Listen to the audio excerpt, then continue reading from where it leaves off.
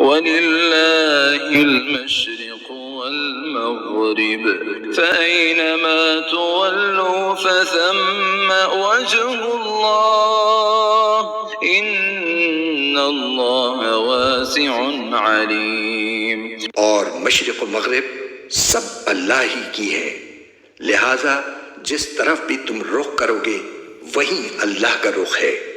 بے شک اللہ بہت وسعت والا، بڑا علم رکھنے والا ہے۔ وَلِلَّهِ الْمَشْرِقُ وَالْمَغْرِبُ۔ اب دیکھیے تمہید ہو رہی ہے تحویل قبلہ کے لیے۔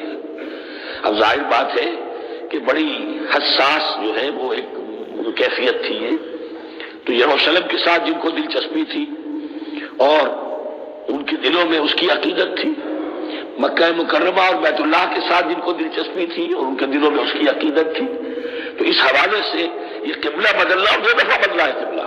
پہلے آ کے مدینے میں حضور نے یروشلم کی طرف 16 مہینے نماز پڑھی اور پھر تحویل قبلہ ہوا، تو اب اس میں کئی امتحان ہو گئے، وہ آگے آ جائے گا، لیکن اس کی تمہید باندھی جا رہی ہے۔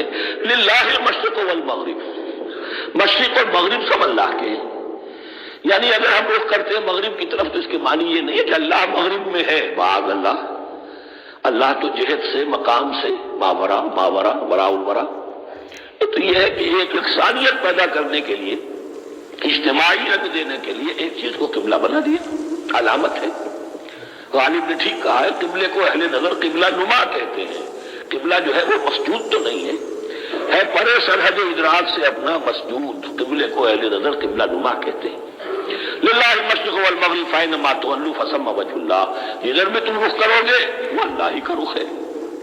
ان اللہ واسع علیم، یقیناً اللہ بہت وسعت والا ہے، بہت وسعت والا ہے، وہ کسی سمت میں محدود نہیں ہے، اور علیم ہے، ہر شے کا جاننے والا ہے۔ دیکھیے یہاں یہ آیت کہہ کے اب چھوڑ دیا مسئلہ، اگلے مسئلے پر آگے آپ کو پتہ چلے گا کہ یہ در حقیقت ایک تمہید باندھی جا رہی ہے تحویل قبلہ کے لیے۔